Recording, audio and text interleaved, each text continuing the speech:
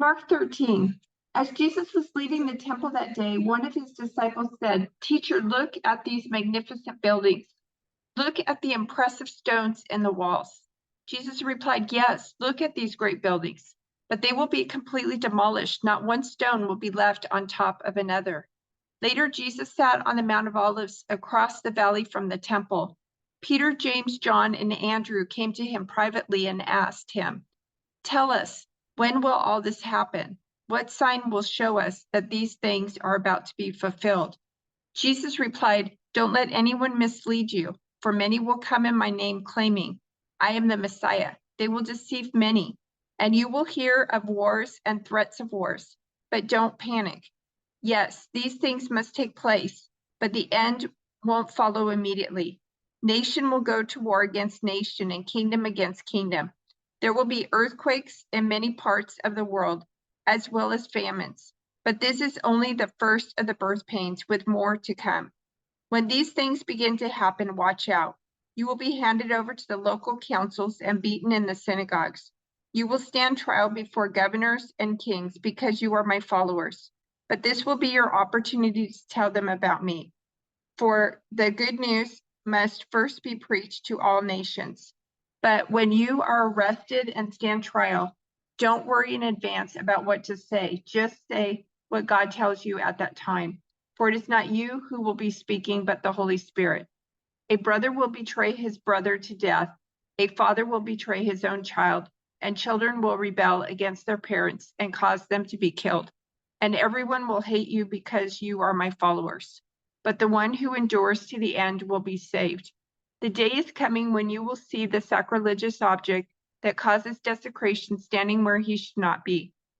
Reader, pay attention. Then those in Judea must flee to the hills. A person out on the deck of a roof must not go down into the house to pack. A person out in the field must not return even to get a coat.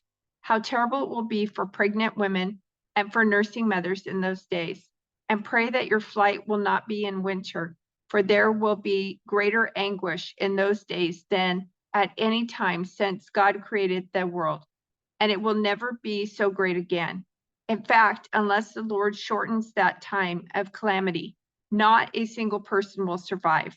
But for the sake of his chosen ones, he has shortened those days. Then if anyone tells you, "Look, here is the Messiah," or "There he is," don't believe it. For false messiahs and false prophets will rise up and perform signs and wonders so as to deceive, if possible, even God's chosen ones. Watch out. I have warned you about this ahead of time. At that time, after the anguish of those days, the sun will be darkened, the moon will give no light, the stars will fall from the sky, and the powers in the heavens will be shaken. Then everyone will see the Son of Man coming on the clouds with great power and glory.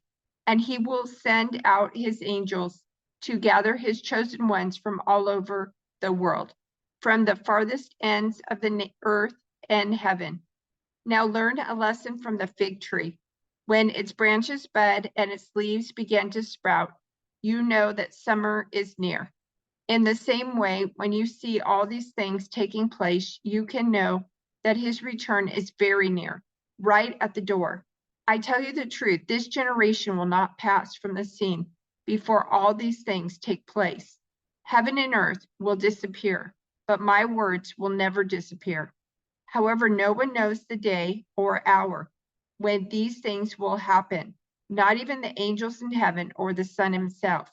Only the Father knows. And since you don't know when that time will come, be on guard, stay alert. The coming of the Son of Man can be illustrated by the story of a man going on a long trip. When he left home, he gave each of his slaves instructions about the work they were to do. And he told the gatekeeper to watch for his return. You too must keep watch, for you don't know when the master of the household will return. In the evening, at midnight, before dawn, or at daybreak. Don't let him find you sleeping when he arrives without warning.